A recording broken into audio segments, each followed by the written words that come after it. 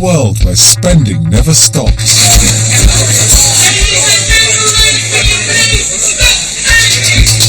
But why do we buy what we buy? And how is our desire to spend manipulated? Every other company on earth is trying to get you to spend money, and they're putting all their effort into getting you to spend your money on stuff all the time. I'm Jacques Peretti, and in this series I'm going to investigate the men who made us spend. And the one emotion they've relied on for decades to do it. Fear. They found ever more subtle ways to manipulate our fears and reactions. Poor Marge. She'll never hold a man until she does something about her breath. They've exploited our anxieties to sell everything, from cars to soap. You're not as clean as you think. To the secret of eternal youth. And the good news is you don't have to take anything off. Okay, even better. I'll be investigating how they've used every tactic, from paranoia to reassurance, to unlock our primal instincts.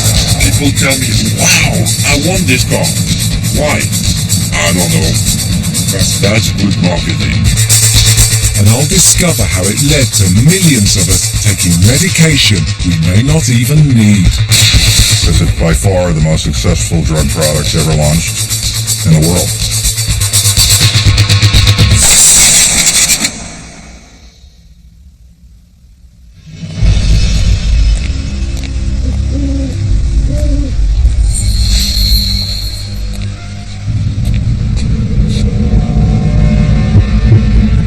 West London back street, I've got an appointment with a man who's after more than my money.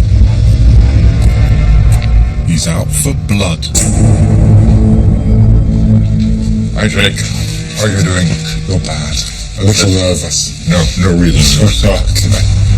Dr. Daniel's sister is about to perform his trademark Dracula therapy on me. Okay, please. Lay down here and relax. Relax? Yes. Okay. The treatment begins by drawing a vial of my blood.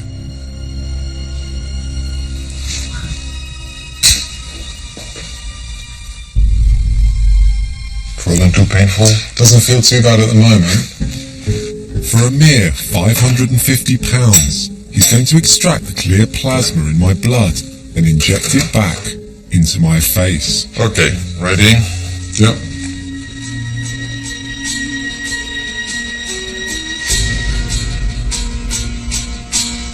Growth factors in the serum are supposed to make my skin look and feel younger.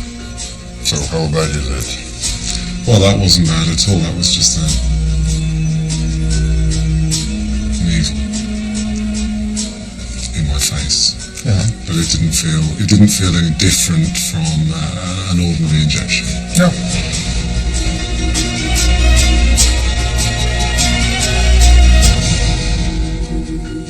What do you think the motivation is for people coming to see you? People want to stay as young as possible for as long as possible. Also, there's maybe some kind of anxiety to be still young enough to have a second life, a second chance. So if people have fears, you're providing the solution. I relieve the fear, I relieve the anxiety, and I open the door for their new life. A better life, hopefully. This kind of plasma therapy has also been used for a variety of medical conditions and sports injuries. Do I look younger? Not yet. Not yet. It takes about 2 to 3 weeks, and then we have the result. Although its cosmetic benefits are yet to be clinically proven, Dr. Sister's success at selling it owes a lot to a tactic that is endemic in modern consumer culture.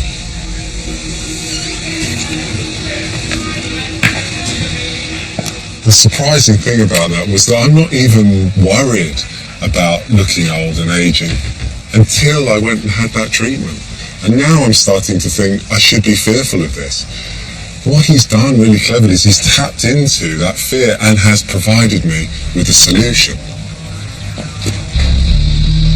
Most of us like to think of ourselves as sophisticated, savvy consumers, alert to any attempts to manipulate our emotions in order to make us spend. And yet adverts like these continue to try. Finding some blood when you brush again. There could be gum disease, you know, and it's not going to get any better if you ignore it. It's pretty clear what buttons they're trying to press here to get us to dip into our wallets. It was a beautiful day in the park. Kevin, can you hear me? It turned to panic in an instant. And everything depended on a brick house child locator. Although it seems too crude to convince us, somehow it does. And I want to find out how. So I've come to get my head examined. The electrodes in this neural net measure brain activity. How do I look, Carol? Look awesome.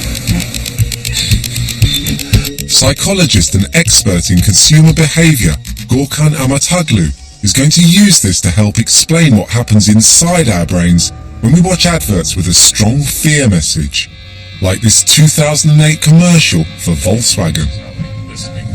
Have you tried not saying like every other word? What? Remember your ski trip story? Yeah. I was like, going down the hill.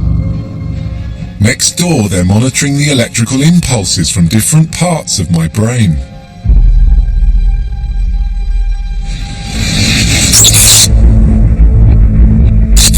The area that engages when I watch the advert is the part of the brain scientists know responds to fear. Holy.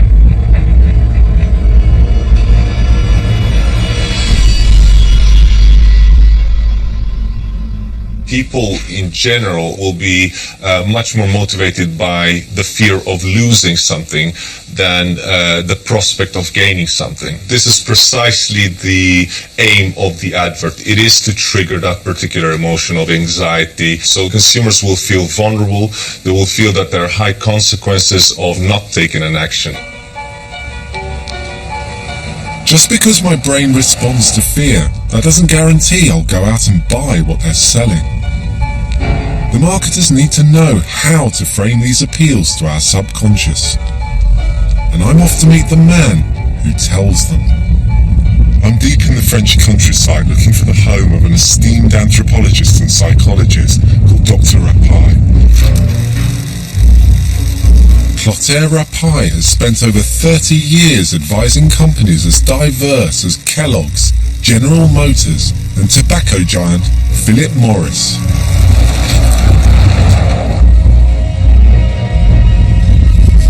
It looks like the setting for a Hammer horror film, but the man who lives here has turned fear into a different kind of business. And it's a lucrative one. This chateau is one of 6 properties he owns around the world.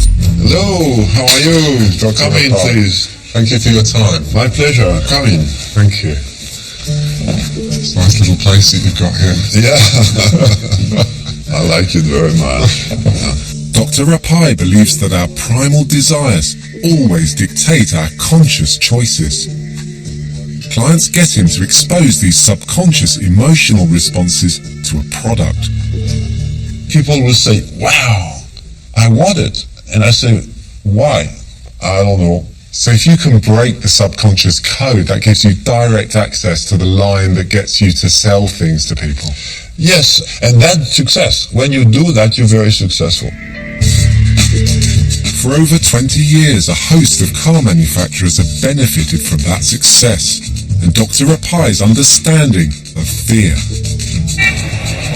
The Hummer is taking post-war America by storm, from Manhattan to California. Dr. Clotaire Rappai is the car psychologist who advises General Motors. It's a weapon. So the message is, don't mess with me. You know, if you want to bump into me, I'm going to crush you and I'm going to kill you.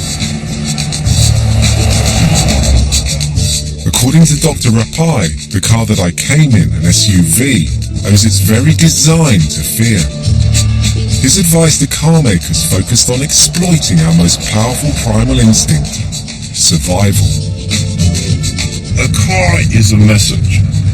When I see the car in the rearview mirror, I want to feel, okay, this one is big, this one is powerful, let them go.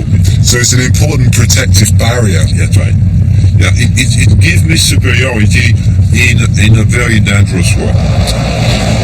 So perception and fear of danger is the absolute animating principle when it comes to us making purchases. Right. If you don't provide a car that responds to this fear, you're not going to sell it.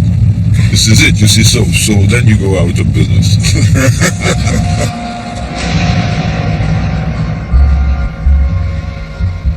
Rapai's techniques proved even more potent after the shock of the 9/11 attacks. By the early 2000s, SUVs accounted for over 20% of all American car sales. SUVs are the fastest growing segment of the car market, and they're the mother lode of profitability. Millions of car buyers were reassured by the security SUVs offered, but they were being led by base emotion rather than reason, because the SUV's very design made them less safe, not more. SUVs are twice as likely to roll over as regular vehicles. About 60% of SUV accident deaths involve rollovers.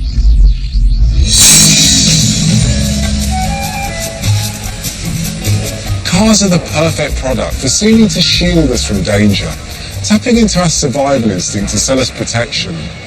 But this notion of soothing our fears has almost endless potential for getting us to spend. It's an idea explored here in the highly stylized world of Mad Men. At fictional 1960s ad agency Sterling Cooper, lead creative Don Draper tells his clients how to turn fear to their advantage. Advertising is based on one thing: happiness.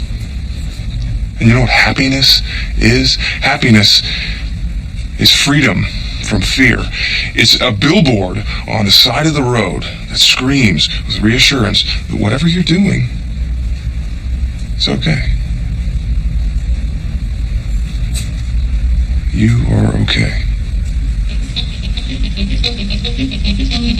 Don Draper owed a debt to the real Mad Men, advertising professionals who'd honed this very philosophy. But the Hollywood version was only half the story. Jonas Sachs is an expert on the history of storytelling and marketing, and of a system the ad men have been following for decades to get us to spend. And it was just this very simple idea that could be taught and learned by anyone who's creating the copy for an ad, that you create anxiety in an audience, tell them something that they didn't know but is not good, and then you introduce a magic solution. What is glossophobia? Glossophobia, or speech anxiety, is the fear of public speaking. We all know that storytelling engages us. We lean in and want to hear the story. And like any good story, it's got a damsel in distress, it's got a villain, and it's got a hero. That the task which has been set us is not above our strength. The damsel in distress is the consumer, the one who needs to consume the magic solution to defeat the villain. The villain is any number of frightening things happening out in the world, and the hero is the one proffering the magic pill, the thing that can save your life, and takes that damsel in distress and whisks them away from the fear and the danger. Never give in. Never, never, never.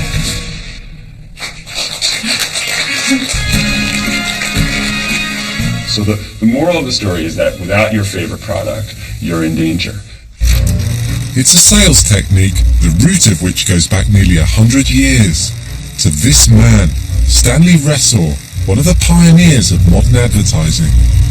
In 1916, Ressor took over ad agency J. Walter Thompson and set out to professionalize the industry.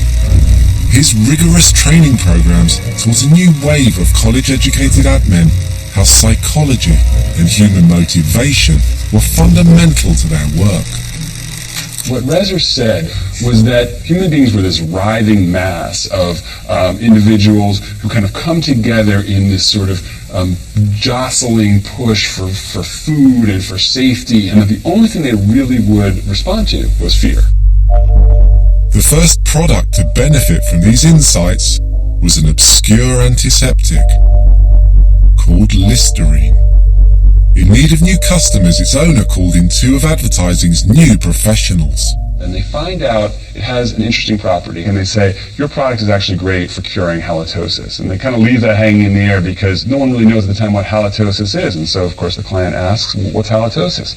Halitosis is bad breath, and it's an epidemic in society, they tell him. We're going to let people know that this silent social killer is there, but it never announces itself. And if you have it, you can't get where you want to go in life, and you're going to be a social outcast. Jane has a pretty face.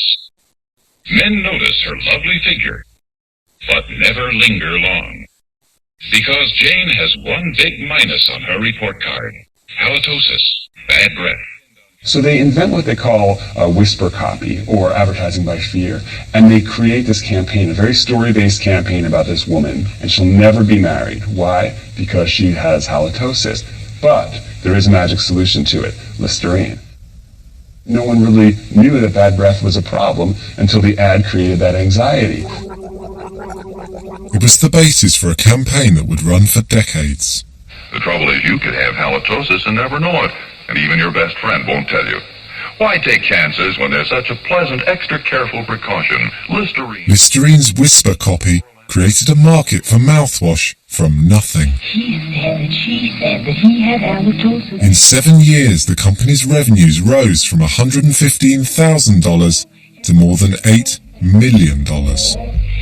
Listerine's success in making people desire a cure would be picked up by a vast industry that had been built on the treatment of genuine medical conditions. Henry Gadsden, the head of one of the world's biggest pharmaceutical companies, bemoaned the fact that they could only sell to the sick.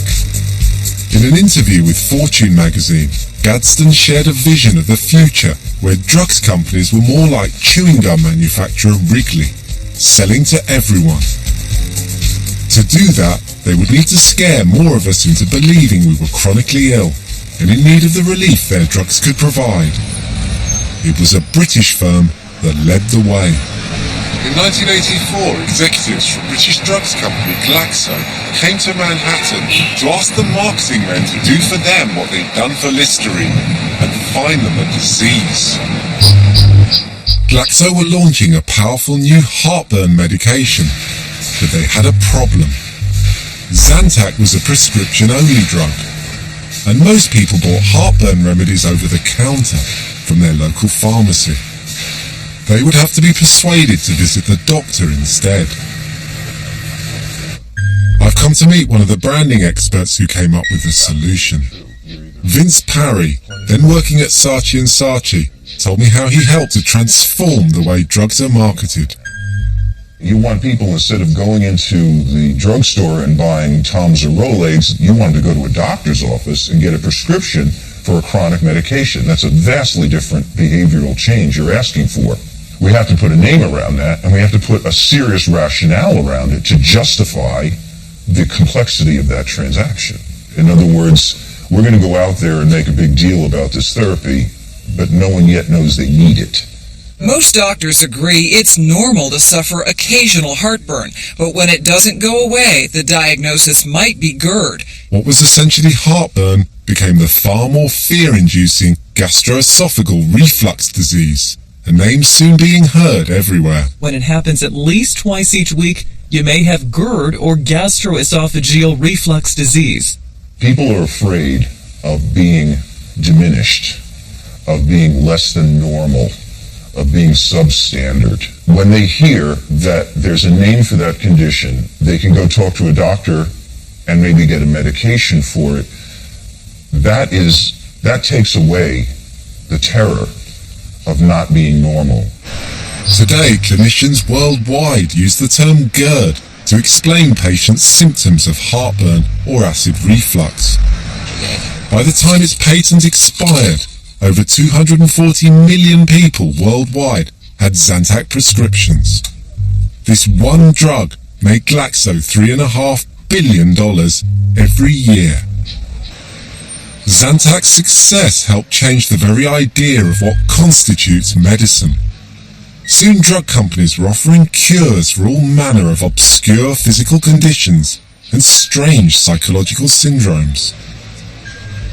Don't you think the drugs industry, given its immense power, has a duty to step back from these syndromes rather than to be giving us more medication for more syndromes? You can't underestimate demand from consumers. People want relief, and they want quick relief so badly that it's almost difficult not to provide it for them.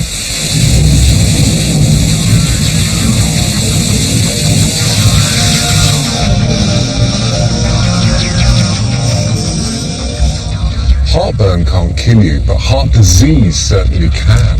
And in the late 90s, a new class of drug came on stream and would give its makers the chance to sell us the biggest wonder cure to date. They were called statins. Now, new machines like this make it far easier to find people with very high cholesterol levels. And once they're found, there is a new drug that is from America and only available there, which could revolutionize their treatment. Statins could be used for the treatment of heart disease by reducing one of the risk factors that contribute to it, high cholesterol.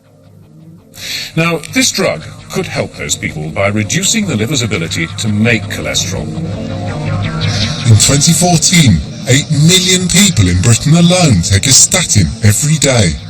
Only around a third of them have suffered from the condition that statins were invented to target, heart disease. But we can't get enough of them, because cholesterol has become a national obsession. So you just feel a sharp stretch on the finger. At specialised cardiac screening events like this, and at the GP, more of us now get checked for high cholesterol than ever before. Is cholesterol something that people worry about? Yes, I think it is a concern for people, and what we do actually see at the screenings each day is that we are able to identify people that have maybe a higher level of cholesterol. I think I had my cholesterol level done in sort of October. Well, there's quite a lot of heart disease in my family. Do you feel well in yourself? I mean, you look like a healthy chap. Yes, I feel well in myself, but never mind feeling well. You don't know what's wrong inside. I'd rather find out now. Yeah. I can go home and do something about it than not find out. High cholesterol is actually just one of many factors that can lead to heart disease or stroke. But today, many of us act like it's the only one that counts. And the typical doctor's recommendation to treat it with statins seems pretty sensible. But is it? Dr. Kailash Chand is Deputy Chair of the British Medical Association and a GP with over 30 years' experience. His opinion as a GP is that millions of people have been led to feel anxious about cholesterol, and statins are being unnecessarily overprescribed. That fear kind of mentality when comes in, the easiest possible solution is go and ask doctor that measure my cholesterol. If my cholesterol is high, I need something doing about it. So it's the fear of high cholesterol and what that might do, which is actually propelling people to take the drug rather than actually the actuality of them being seriously at risk. Yeah, absolutely. Putting them on statin tablets, I think in my view, is negligence. Dr. Chand's view may be controversial, but one thing's certain. We're obsessed with statins and cholesterol. Where did that come from? To find out, I'm going to meet the man who launched the best-selling drug of all time. In 1999, Bob Ehrlich was in charge of the consumer marketing campaign for a powerful new statin called Lipitor. With other statins already on the market, he needed a way to help his product stand out from the crowd. But the results of clinical trials that he could use to market Lipitor were still years away. It's an interesting problem we had, which was we couldn't say Lipitor prevents heart attacks. So we decided to focus on what we could focus on, which was we're the best at lowering cholesterol. And we went out and advertised that. So what was different about the Lipitor campaign from the other campaigns that were being run by the other companies? Well, the thinking was cholesterol is one of the things that consumers can understand, react to, try to lower. The more consumers know about a condition, the more educated they are, the more they're likely to take action. They caught the public's imagination with an easy-to-understand campaign that targeted their new selling point, cholesterol. Consumers remember basically one thing, and one thing only. You can't tell them a lot. They're not that interested. So you've got to hit them with what's the most important thing that they'll remember.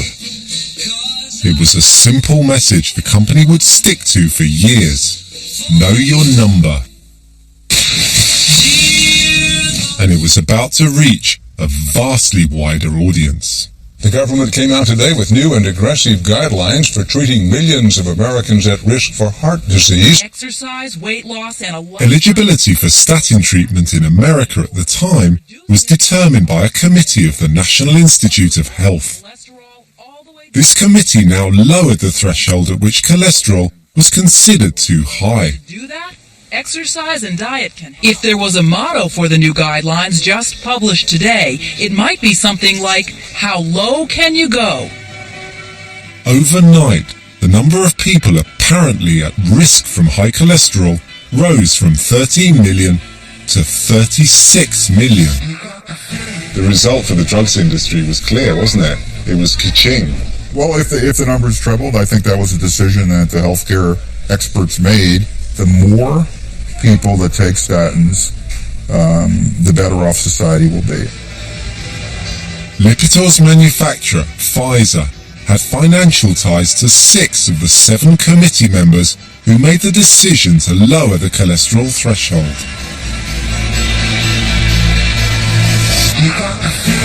In Europe, including Britain, cholesterol guidelines were also soon being lowered, but the drugs companies needed a different tactic to reach consumers.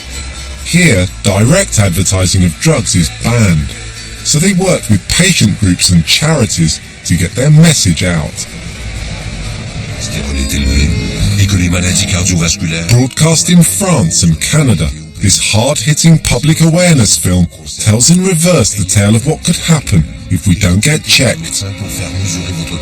It was sponsored by the Lipid Nurse Network and Canadian Diabetes Association, but it was paid for by Pfizer. More than 1 in 500 of the population has a specific genetic defect, which doubles the cholesterol levels in the blood. In Britain, cholesterol charity Heart UK offered the public advice about high cholesterol with a highly emotive campaign. I'm one of those 500, and I didn't realise until it was almost too late. Among their various commercial partners was Pfizer. Heart UK is passionate about preventing premature deaths caused by high cholesterol, and also campaign to improve the detection and treatment of high cholesterol conditions. GPs faced more and more patients anxious about their cholesterol. And in 2004, the government gave them a further incentive to prescribe statins. Family doctors have voted to accept a new NHS contract. At its heart was a new set of performance indicators that would tie surgery budgets to results.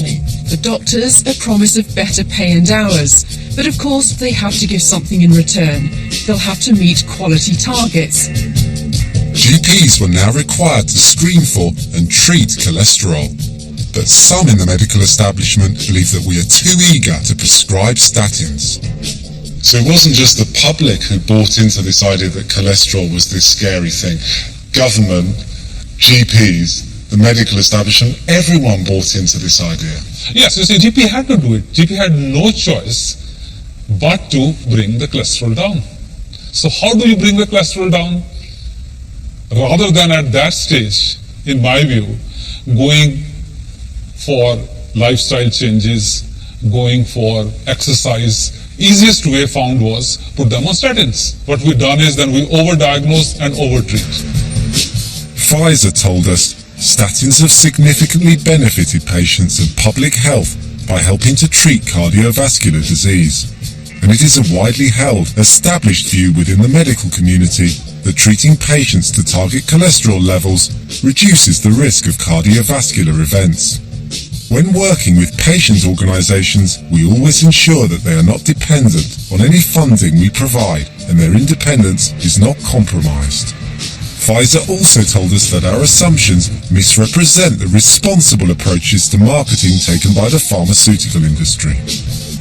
In England alone, the NHS now spends over £250 million every year on statins. They are the most prescribed drugs in the country. Henry Gadsden had a vision of selling to everyone, and thanks to the fear of high cholesterol, that vision was closer than ever before. But there was still a limit to the number of people they could sell their cures to, until they realised that no one is immune from risk. The alluring prospect of a limitless market beckoned for industries that could capitalise on the mere risk of getting ill. All they had to do was play on our desire to stay well and our fear of the alternative. A whole new anxiety was about to be pressed into service. Hygiene. Stale smells up here often come from down there in your carpet. Smells from your dog. 30 years ago, we had a pretty relaxed approach to keeping ourselves and our homes clean. Do the shake and back and put the freshness back. Do the shake and back and put the freshness. The notion that we are constantly at risk of contamination or infection barely troubled us. Do the shake and back and put the freshness back. Shake and back in 3 fragrances. You can do as we're pleased. Spread a little fear.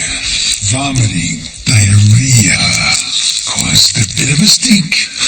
Today, we're bombarded with messages that germs are an unqualified evil, to be purged at all costs. Millions of germs will die. The temptation is to move from traditional cleaners like these to new antibacterial products like these. A new word has entered the lexicon, antibacterial, and with it thousands of germ-killing products, from hand gel and kitchenware to mouse mats and even children's toys.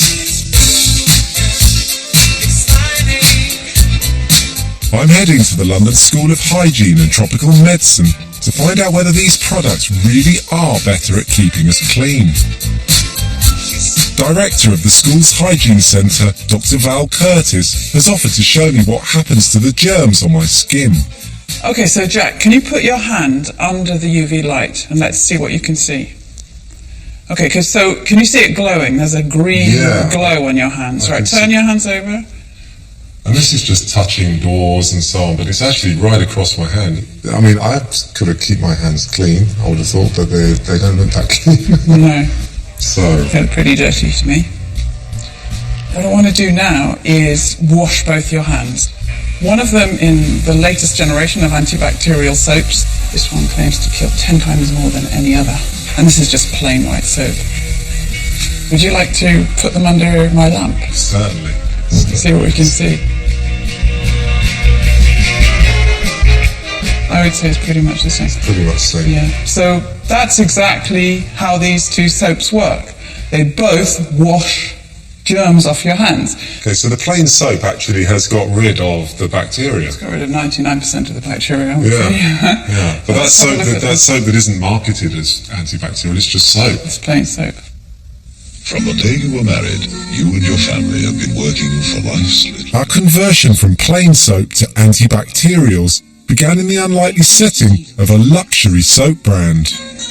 Simon, Tahiti. Roger. With Imperial Leather, Cousins had a market-leading brand, but like most soaps, it was firmly rooted to the bathroom. The pure English soap, Cousins Imperial Leather. So in 1994, they launched a product that we would need all over the house. It's not easy keeping your hands clean and fresh. Every day they pick up all kinds of hidden germs. The tone may have been light, but the message was deadly serious. Germs were everywhere, and we needed Carex antibacterial soap to combat them. So after every little job, always handle with Carex. It's a message that would make Carex the market leader for the next 20 years. Cousins' former head of product development, Barry Schaaf, was one of the men behind the launch of the UK's first domestic antibacterial.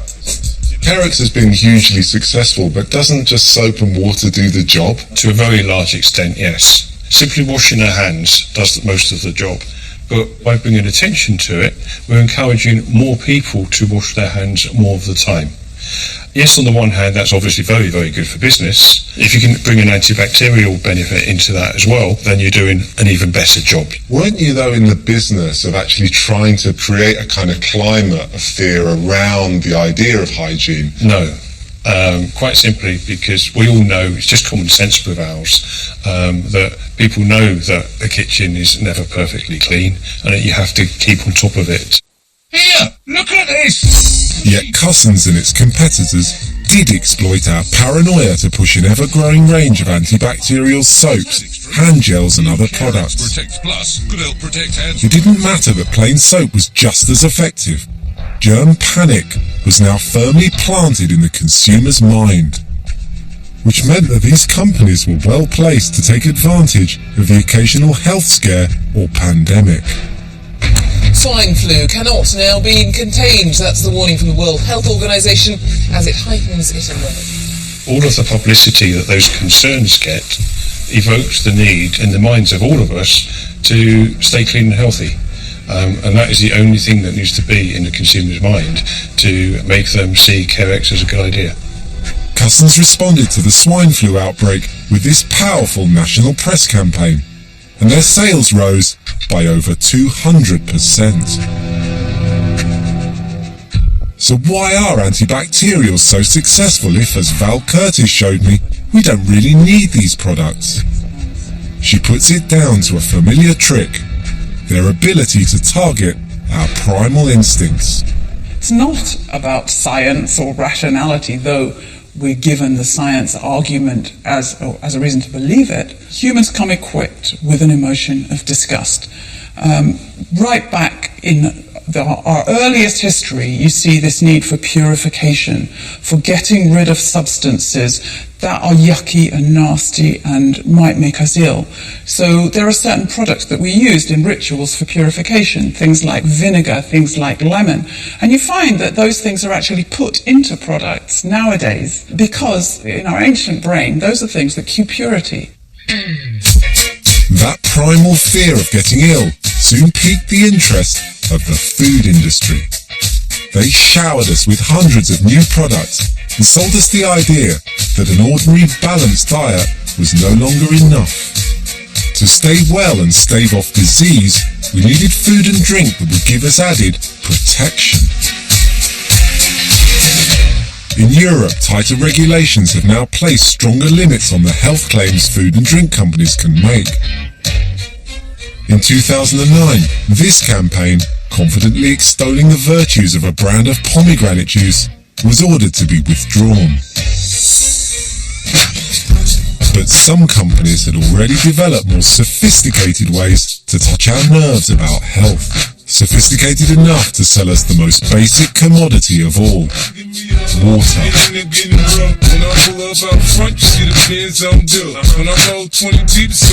50 Cent was the man to bring a new health product to the masses.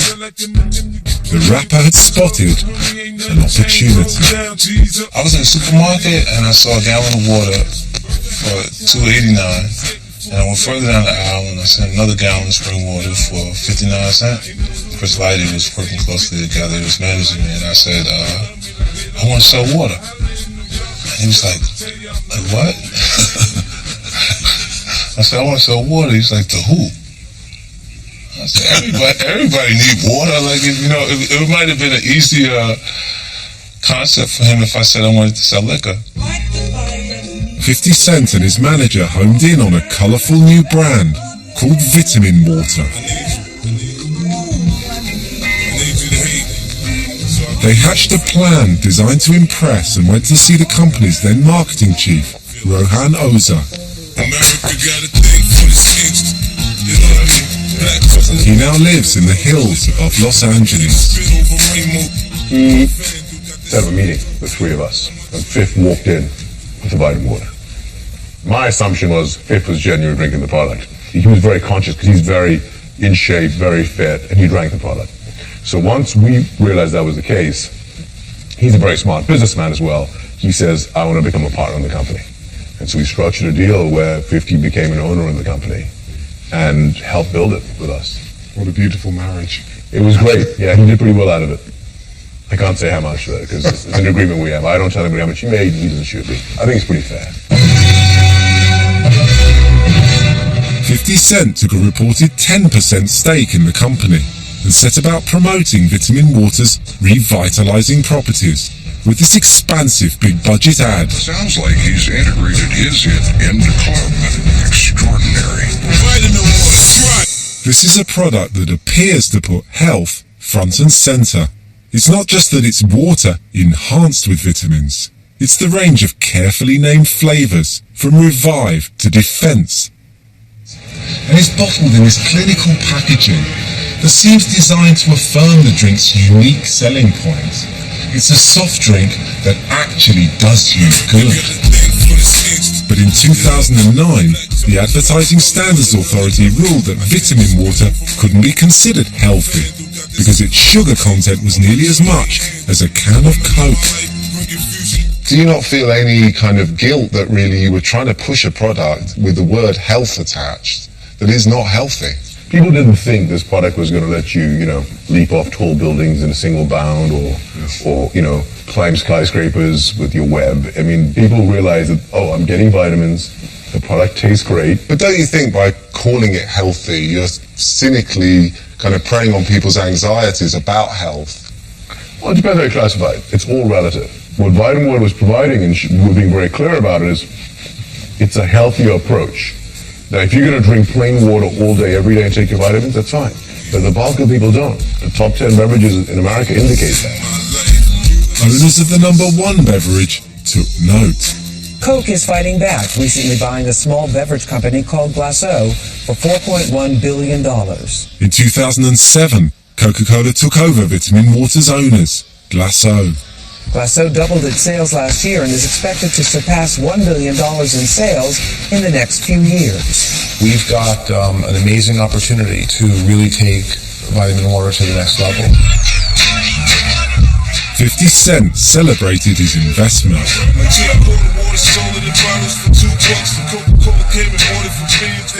And marketing chief Rohan Oza went to work for the new owners, Coke. People do some crazy things to stay healthy, like sleeping in hyperbaric chambers. Marketing for Vitamin Water now pushed even more explicitly its health-enhancing properties. I like to keep it real simple by drinking Vitamin Water Triple X. The vitamins and antioxidants help support a healthy body, so I don't have to... On their website, they went further still, with suggestions that certain ingredients could reduce the risk of colds, chronic diseases, even cancer. Some people treat their body like a temple. Coke's more explicit sales pitch had caught the attention of the Centre for Science in the Public Interest, an organisation dedicated to protecting consumers from deceptive labelling and marketing. They decided to sue. After drinking a Vitamin Water Energy, LeBron James found the energy to try ruling another court. He's quickly become the most dominant defense attorney in the state of Ohio. Coke had created a fictional court case to inventively advertise their product's virtues.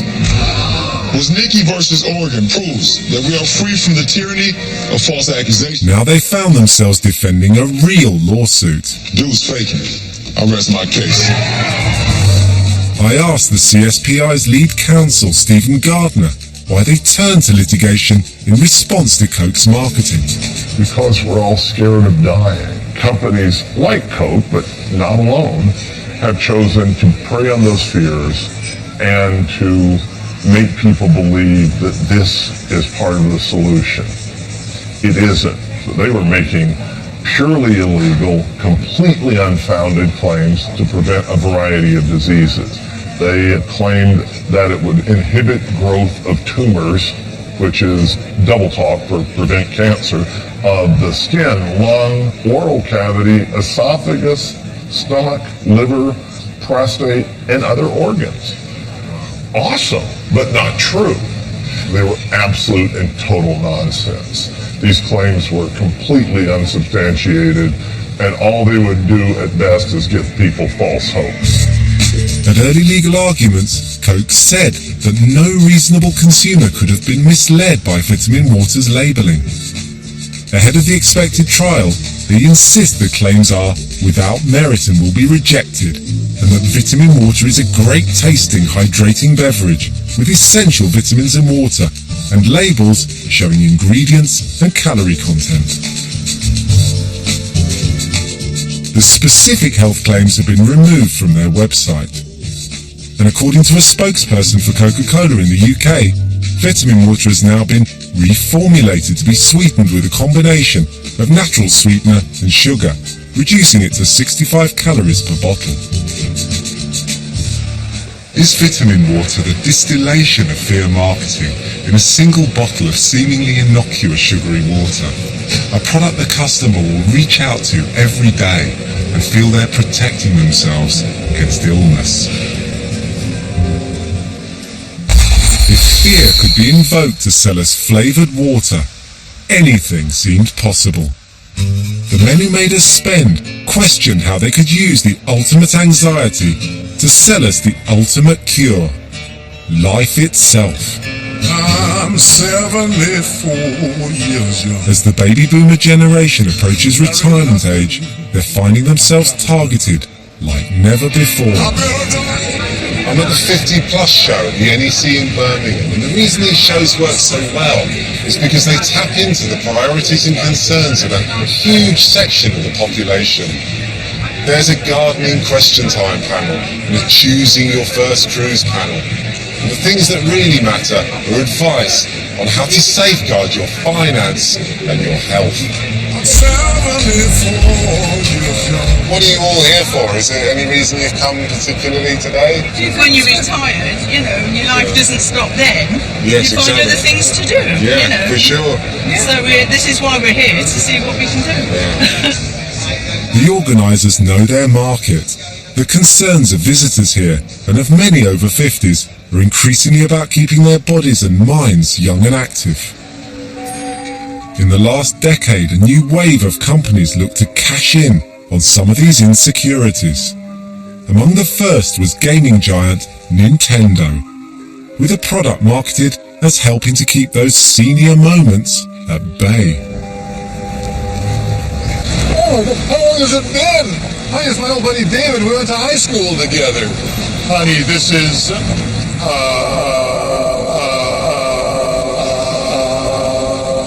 Has this ever happened to you? Exercise your mind with Brain Age. Train your brain in minutes a day. By completing a few challenging exercises and puzzles, you can help keep your mind sharp. Nintendo's new Brain Age and Brain Train games adapted the ideas of neuroscientist Dr. Ryota Kawashima into a series of mini-games. Simple mental exercises designed to stimulate the brain and keep it young.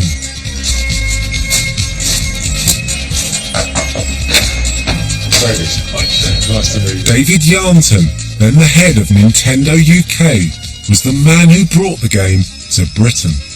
We spent a lot of time taking product out to be sampled by, say, the over 50s. We went to medical centres, so people in the waiting room, we put product in there to sample. We actually worked with Saga and got them with their people to sort of sample it, get some feedback from them to what people, their fears about, you know, growing old were. And it was all about, I think, people didn't want to lose their youth. So having fun was really important. The brain, as they say, is a muscle. So just as I will exercise my mighty muscles, the brain has to be kept fit as well. They enlisted trusted national treasures to highlight the game's big hook, calculating the player's brain age and showing how, with practice, it could improve. You've got a little pencil that you can use, and it proved a winning formula, with over 1 million copies sold in the UK in the year after its launch. I thought I'd have a brain score of 25, but there you are, the truth will out. Over 10 million people worldwide keep their minds active with brain training. Brain Training became the best-selling game in Nintendo's history. Tell me about what Brain Age is. How does that work in operation? It wasn't necessarily to say that it's going to make you younger, but it was just a sort of measure to sort of, so you could judge yourself, do lots of practice and maybe bring it down as you got quicker and better. So it did try as a bit of a mental gymnastics But it is very much sort of nudging you towards the idea that this thing will improve your memory and so on, and that's a health benefit. Yeah, one of the things we never did, and we're very important that we made sure we never made any health claims with the product. It really became from people outside of the company. Black.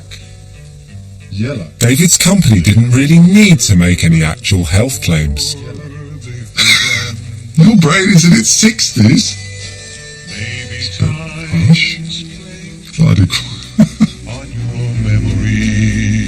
Simply by telling me that my brain is in its 60s, the game plays on the anxieties we all have about mental decline as we get older. So I'll keep going back to get my brain age down, and I presume my mind younger and more alert. Whilst there's conflicting evidence on whether brain training really does sharpen the mind, Nintendo's success spawned a multitude of products taking a similar approach, like online training company Lumosity and their appeal to people after a better brain. Learn faster. Just not miss stuff. I did it to be quicker. Just to stay sharp. It's not surprising. We live in an era where many of us will have to work for more years and in a more competitive environment than ever before. And the pressure to remain relevant in the workplace is fueling fears, not just about our aging minds, but our aging bodies. You make me feel so young. There are thousands of products that promise to smooth our wrinkles, but the lotions and creams on our high street are just the tip of the iceberg.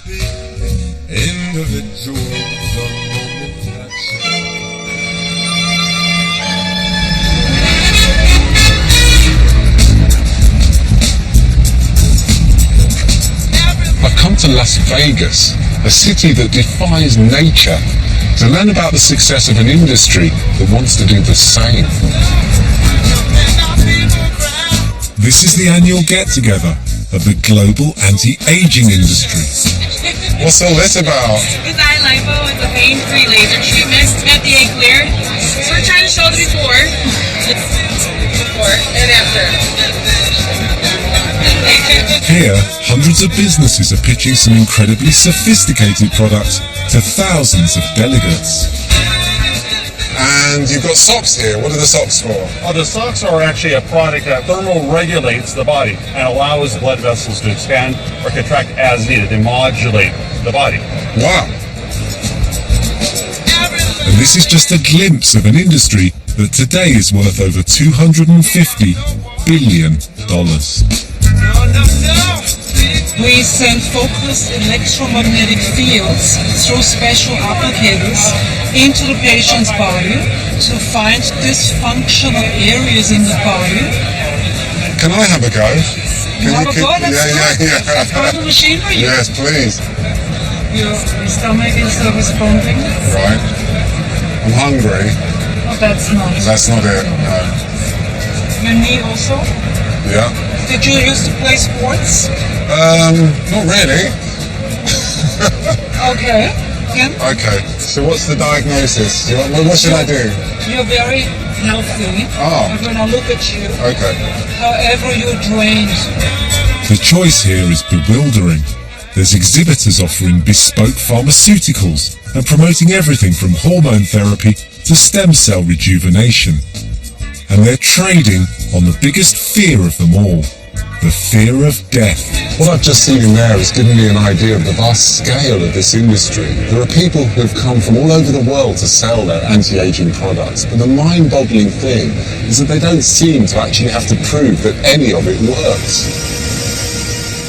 What's all the more incredible is that many of the customers are doctors, because this is a medical conference. You deserve a lot of credit for bringing to the public a new paradigm of healthcare. That's right. That's what I agree. Thank you. In here, they're taking great care to present anti-aging as a credible medical speciality that applies scientific innovation and medical technology to the prevention, treatment, and reversal of age-related diseases. But there's one particularly controversial treatment that has massively raised the public profile of their industry. Well, you're about to meet some folks who think that they may have found the key to eternity. The program includes growth hormone, which can make people feel younger and stronger. Human growth hormone therapy involves the injection of a naturally occurring hormone that triggers the growth of bones and body tissues. 68 years old, a longtime bodybuilder and fitness freak, Dr. Mentz and many of his patients inject themselves with hormones considered by many to be downright dangerous. His roster of patients includes movie stars and the president of a foreign country, some of whom pay as much as $1,000 a month for the treatment. Is this a wonder drug? Well, we wondered ourselves. Well, I'm 74 and I worked out 2 hours last night and I've recovered. And I can stay up till midnight. It's over 20 years since human growth hormone was first used as an anti-aging treatment. Back then, it was the catalyst for these two men to create an entire discipline. Ronald Klatz is chairman of the Academy for Anti-Aging Medicine. Bob Goldman is its president. They make their money not from selling treatments, but from spreading the word about anti-aging. Their company runs events like this around the world, attracting lucrative sponsorship and thousands of paying exhibitors. It's earned them close to $60 million. Here, they're treated like the A-list celebrities who support them. Bob and I have been friends for a long time, for decades, and I always have been a big admirer of Bob's work. But I wanted to talk to them about making money out of an industry whose credibility is questioned by many in the medical establishment. You have a fantastically successful business, but what it's not based upon is any kind of efficacy or clinical testing. That's not only a crazy comment, it's an uninformed comment. Everything we do is science-based. The people who claim that they're not are the people who have little regard for integrity, truth, and academic honesty. I mean, it's really a disgrace. To claim that anti-aging is unscientific is to claim that the world is flat. America's National Institute of Health, one of the world's top medical research centers, cautions against many of the treatments offered by the anti-aging industry. They warn of harmful side effects and insist there are no therapies proven to prevent aging or influence the aging process, including hormone therapy. They're playing with words. What they're saying is, we've looked at this and we've determined that there is no anti-aging benefit. But what is anti-aging? If you ask me what anti-aging is anything that improves the functionality of the human species. What you're saying, you might as well say that no one has any credibility. This is a governmental organisation, and you're saying that it's not true. You're right, and the Department of Defense and the UN and the President of the United States told me that there were nuclear weapons in Iraq. And how could we not believe that? So you're not quacks selling an impossible dream, false hope to people. We don't sell anything. You see, we don't sell any commercial products. So you've created like a $250 billion business, but you haven't made any money out of it. That's not our. You haven't done very well, man. Have you? We would be happy with 5%, but no, we're talking about 1%. We're talking about the industry itself. Yeah. That's not a beneficial to us. But didn't you sell 80% of your business for $60 million? I mean, that is the commercial end of the exposition business. We make money from the business of the conference business. What would you say to people who say that really you're pushing a fear and an anxiety that people have about aging, and you're kind of exploiting it? We all age. Yes, we're all aging. But it's your choice how you age. It's your choice whether you're old at 55 or 60 or 65 or 75 or 95 or 105. That is your choice. That's what we're offering. But isn't that an impossible, a ridiculous dream? Because of course it's not. We're not against aging. We're against the diseases of aging. People say, well, who wants to live to be 89? A guy who's 88. Okay, because when it comes your time, all of a sudden, wait a second, I'm not ready to go.